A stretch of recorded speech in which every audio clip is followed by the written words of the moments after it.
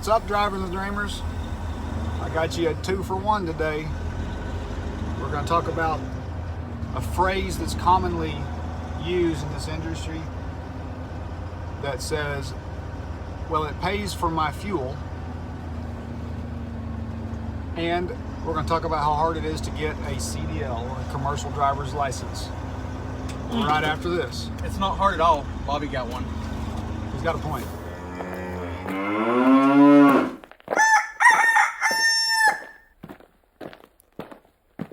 Howdy, folks.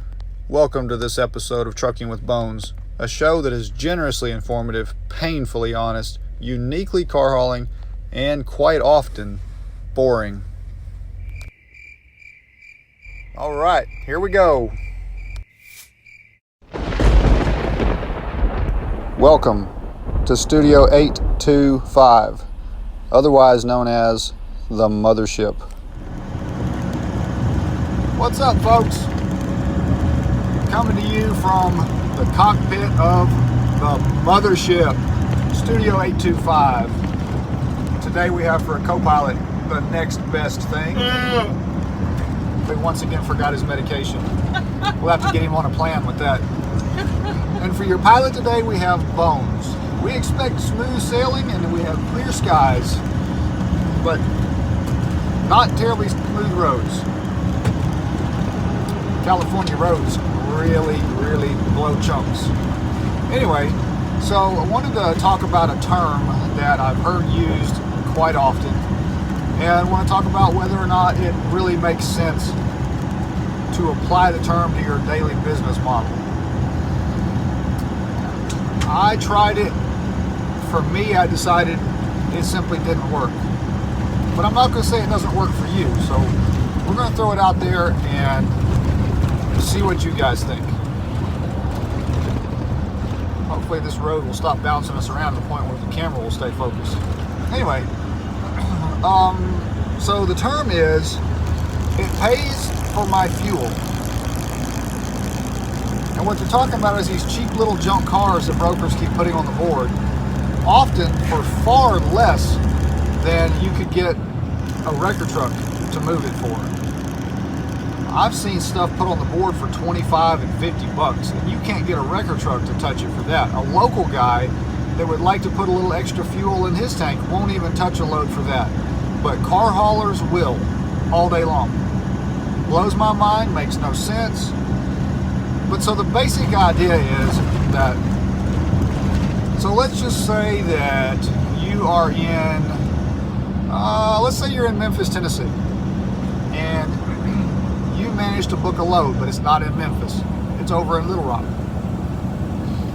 I don't remember what that is, like 100 miles or so, somewhere in there, maybe a little more, 90, I don't know. Anyway, it's not very far, but it is more of a deadhead than anybody likes to do in the car hauling industry. And I know the freight guys, they often do that or much more to get a load, but for car haulers, unless you're running a stinger rig doing a lot of one pick, one drop, deadheading is really very infrequent. So the idea here is this. Guys will book a $100 vehicle, haul it from Memphis over to Little Rock, and they'll say, well, that covers my fuel. Yeah, you could probably drive a big truck that distance for 100 bucks, fuel-wise, and they're not incorrect in saying that it covers their fuel. The question that I want to throw out there for discussion today, though, is, does it make financial sense to do that? And under what circumstances would that make financial sense? So when you're gravy picking off the load board,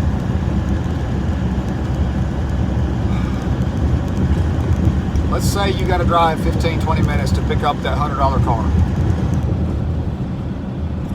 through traffic in Memphis. That could take you 30-45 minutes depending on the time of day. But let's say you want to get a reasonably early start and you're dealing with rush hour traffic. You know, you could spend an hour driving to that car. That one car for 100 bucks.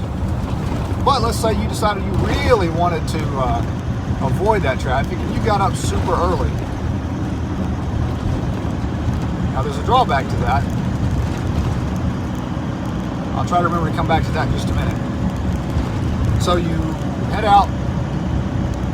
You've made arrangements to pick up this vehicle really, really early. Maybe they hid the key for you or whatever, but you're able to pick it up well before rush hour so that you can get it loaded and get out of Memphis before rush hour.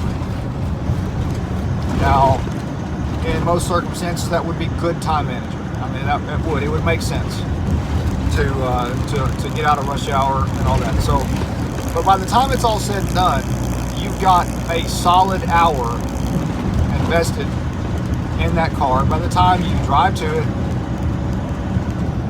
you do your inspection, you get your signature if there's somebody there, you leave them a copy of your bill of lading, whether you hide it somewhere for them if they hid the keys or you physically give it to them. You load the vehicle, you strap it down. You got nothing else in the way, so it's quick and easy. You just stick it on the bottom back deck and you're done, or the top back deck, whichever way you want to do it. And you hit the road. You haul it to Little Rock. And now let's say it's in South Little Rock. You got to drive down to South Little Rock. You're going to spend another 30 minutes or so getting off of I-40 to go deliver this car. Now you've got to do your paperwork, unload it, the whole process. So let's say that everything goes really smooth and you only have just an hour and a half extra time invested in that car, as opposed to what you would have had if you just got in the truck and drove straight to where you started loading that morning for your full load in Little Rock. Now I'm just talking average, okay? I know that sometimes you can lay it out to where it's 3 minutes from your house and it's right on the side of the road and everything just goes super, super smooth, and then you get to where you're going and it's right on the side of the road. They meet you on the exit ramp and you offload it and you keep rolling. And you only got 30 minutes invested. Okay? It'd be worth it for 30 minutes if that's all you had in it. And no extra fuel. But anybody that's been doing this job very long knows that that type of a load is extremely rare.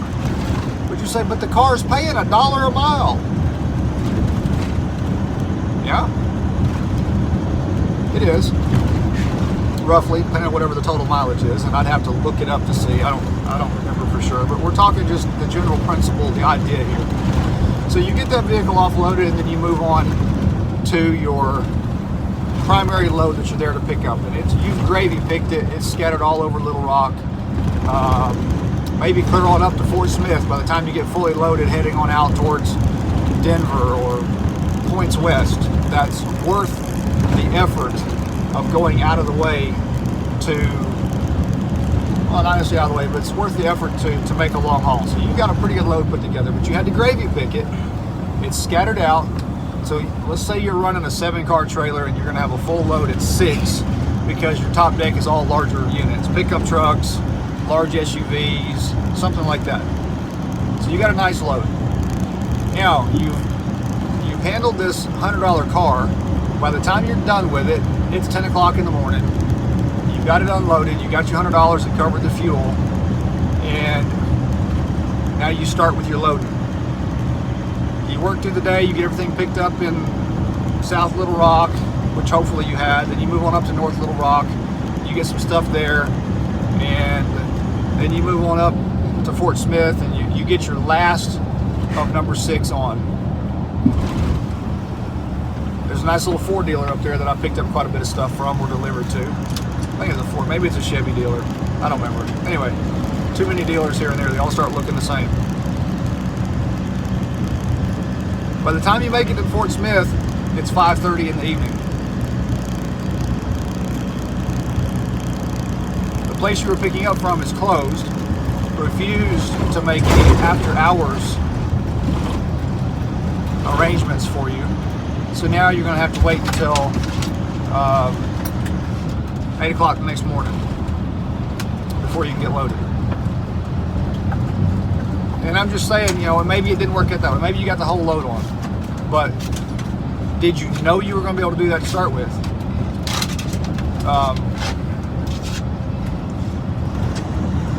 by and large, my luck doesn't run that way, as you guys have seen. So by the time it's all said and done, you burned up, well, you're pretty well pushed your 14 hours in the day, because you got up super early to get out of Memphis before you hit rush hour traffic. And you either ran out of driving time by the time you got to Fort Smith, or the last vehicle location was closed and you couldn't load that day. Either way, the question becomes, was that $100 worth it? Nobody's arguing that it did or did not cover the fuel. The question here is, was that $100 worth your time? Now, if you value your time at $100 an hour, which any good performing semi-truck should average, I don't always hit that, but that's my goal. I already got an hour and a half in that vehicle if everything went really smooth on average. So I already made less than my normal goal just handling that $100 vehicle. Now it delayed getting everything else picked up. I could have just got up early, drove straight to Little Rock, got my entire load done, and put a few miles in during the day.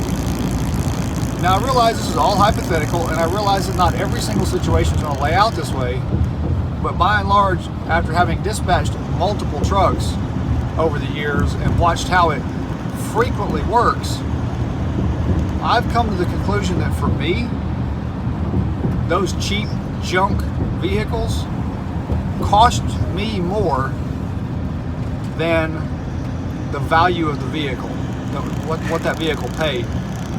I could have just deadheaded, handled a better load, and made more money for the amount of hours that I invested in the day, had more progress done by the end of the day than that cheap junk vehicle paid. So my minimum, $300. I won't drop my ramps for less than $300. It's not happening. And I don't like even doing it at that because of the amount of time invested total in that vehicle. And then if I have to offload it, reload it, move it, rearrange my load for that because of that one vehicle, by the time I'm done with a longer trip, I have basically paid to haul that $300 vehicle.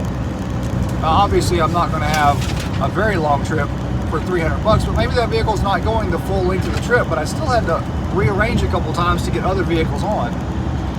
It's just, to me, as I've looked at the numbers and crunched the numbers repeatedly over the years on different trucks, from my experience and in my opinion, and you know what opinions are like, they're like armpits, everybody's got them and most of them smell bad. But in my opinion, the cheap junk vehicles, even if they pay well per mile, cost you more than they're worth. I would rather see a 50 or 60 cent a mile vehicle going longer haul where I'm not fighting traffic so much, I'm not sitting at red lights and stop signs so much, I'm not on surface streets so much, I'm out on the interstate rolling, because when my tires are turning, that is the only time that I'm making money. When I'm sitting there with my ramps on the ground messing with that $100 vehicle, I'm not making any money. I'm actually going backwards. Because if you think about the fact that you have insurance, most people are going to have a truck and a trailer payment. Not everybody, but even if you don't have a truck and trailer payment, you should still be putting money back towards replacing that truck, which still means that as the day goes on, you hear that cash register, ka-ching, ka-ching, ka-ching, all day long as you're driving. I got to get him back on his meds.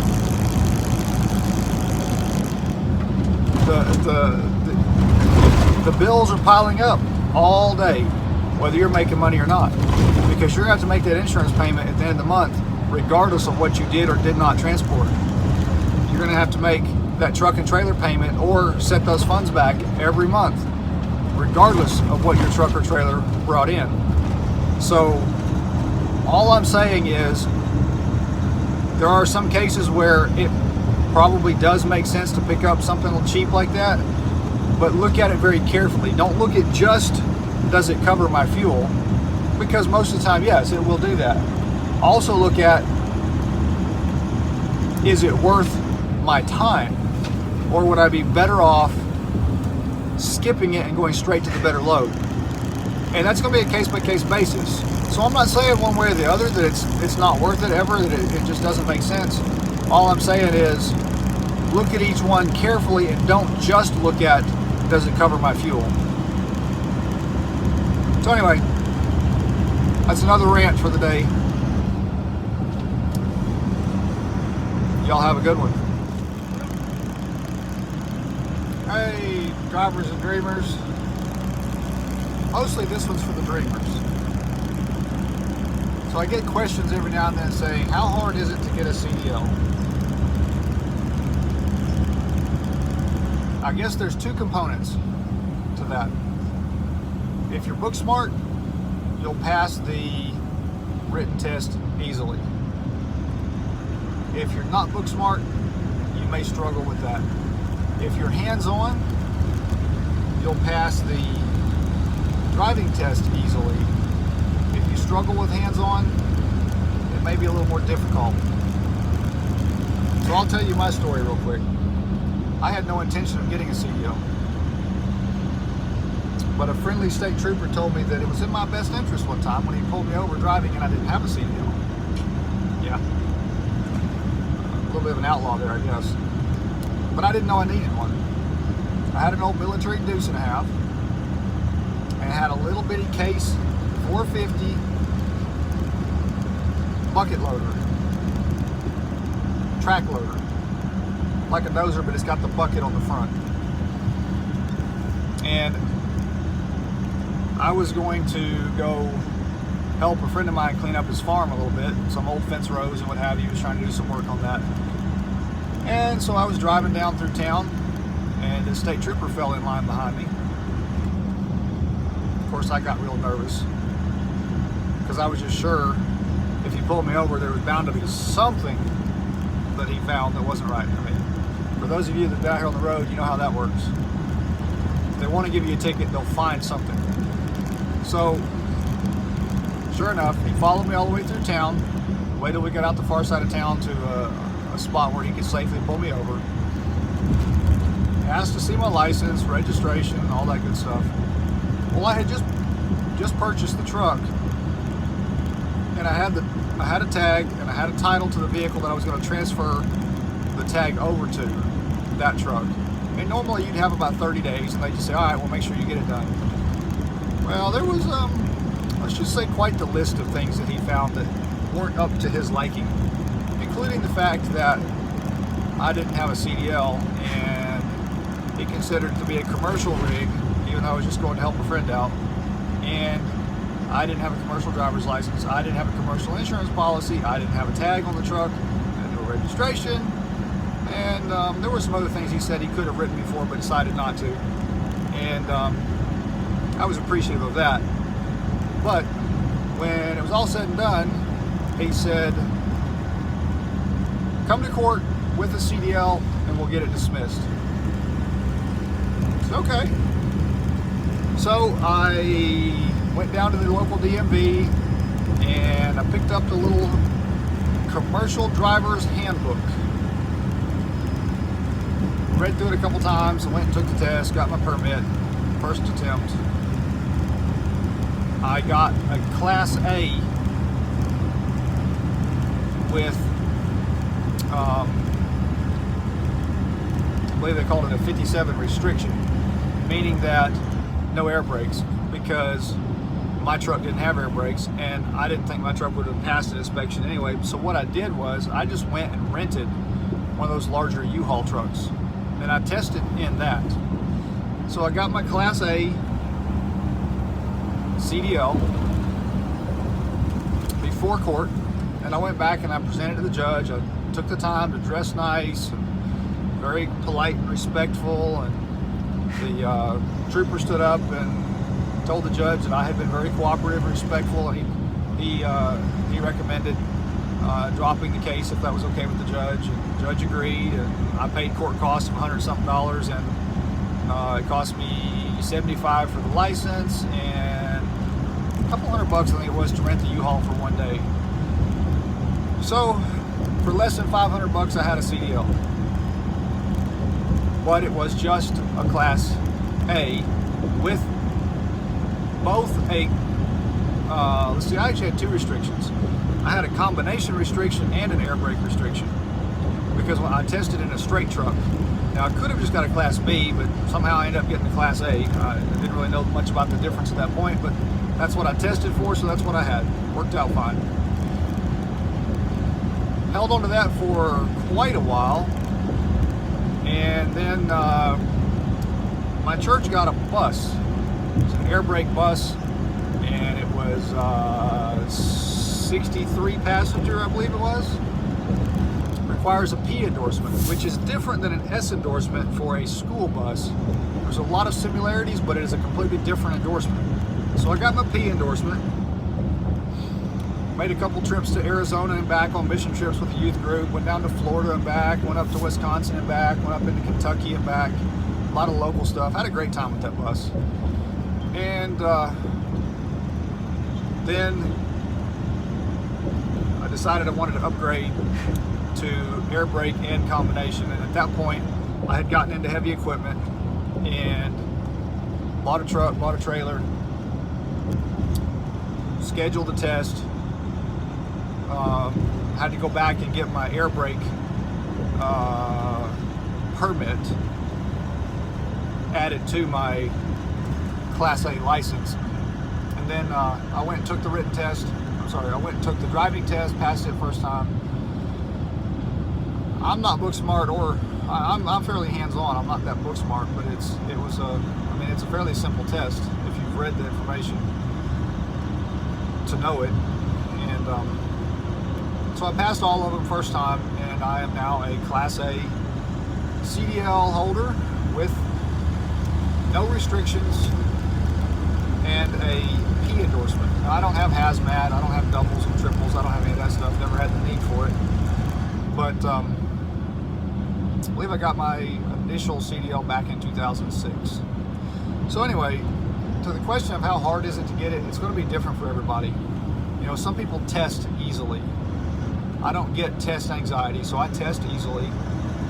I test on multiple choice questions easily, because if I've read the question and the answer at some point, and I see the answer again, I can usually recognize the correct answer.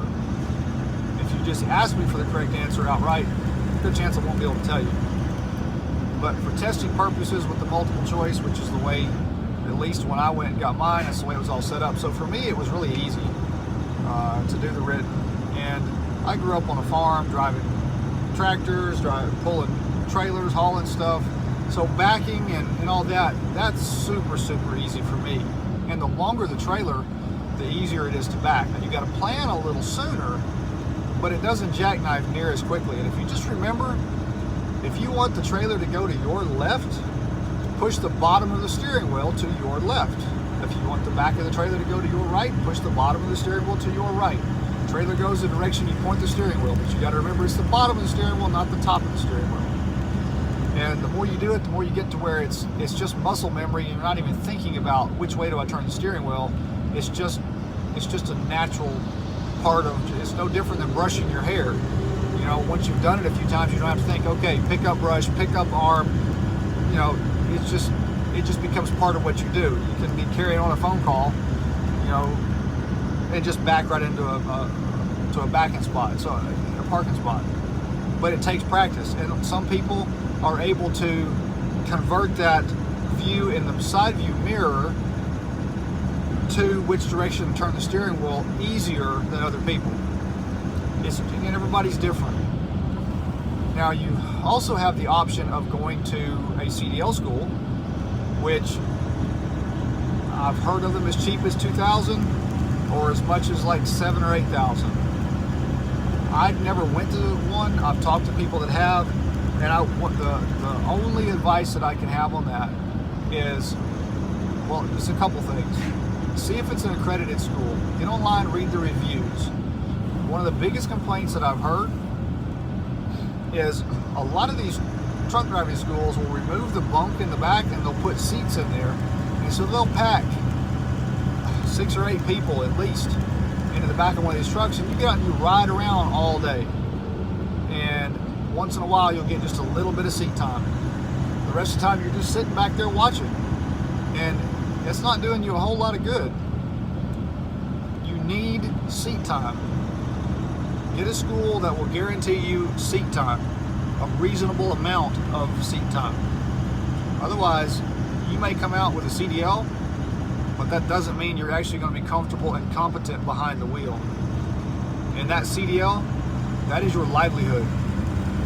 You don't want to do anything that's going to disrupt your ability to provide for your family or yourself. If you lose that CDL, you lose your job. So take it seriously. Make sure that you know what you're doing. If you've never driven anything, never really backed anything more than maybe a lawnmower or a little RV or ATV trailer, and you're just not super comfortable doing it, it may be in your best interest to go to school. They're going to teach you a lot more than just how to drive a truck. They're going to teach you all the legal aspect of it. They're going to teach you about logbooking, hours of service, proper inspections. They're going to teach you a lot of stuff that you won't get if you just go challenge the test. You know, if you just challenge the test, you're going to still have to do a lot more education on your own. Learning how to do the logbooking properly, learning how to use an ELD, learning a lot of different things that you would miss if you didn't go to school. So either way works. I know a lot of guys that did nothing but challenge the test. There's also some companies out there that won't hire you with a new CDL if you didn't come from a school with a good reputation. So those schools are a bit more expensive, obviously, but there's a lot of companies out there that will, if they hire you, like Schneider has an in-house training program. I believe it's Schneider. I think there's a couple others that also have in-house training, and you got like a 1-year contract. You drive for them for a year, and it's paid off. If you quit before then, you owe them a prorated amount of money.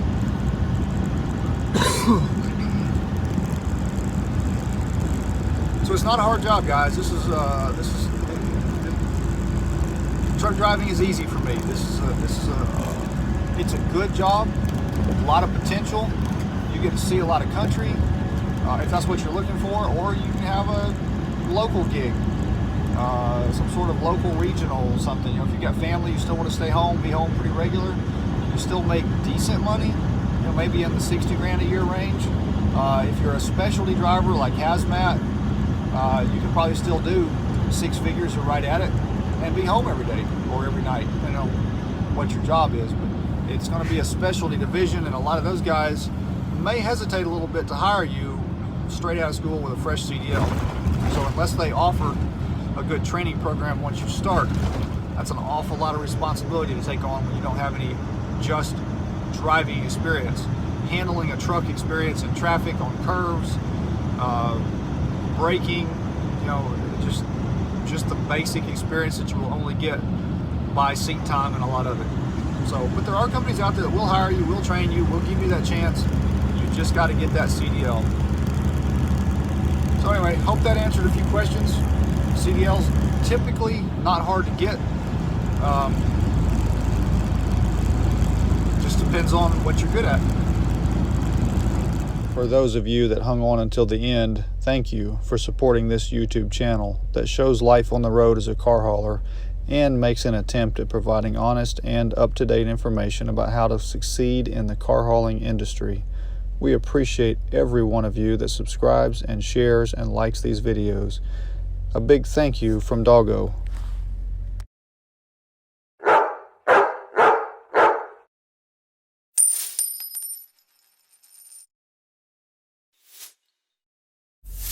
Life is short. Live it well.